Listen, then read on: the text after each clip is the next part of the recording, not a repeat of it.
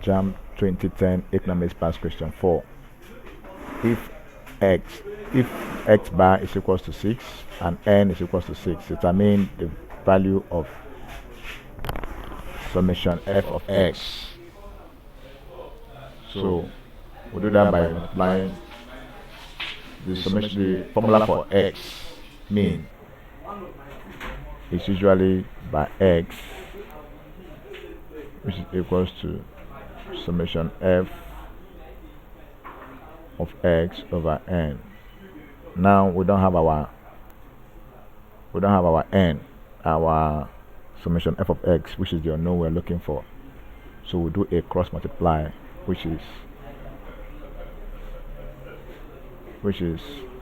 6 multiplied by 6, which is giving us 36.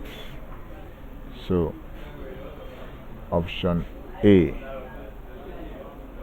becomes the right option. Thank you, and subscribe for more questions.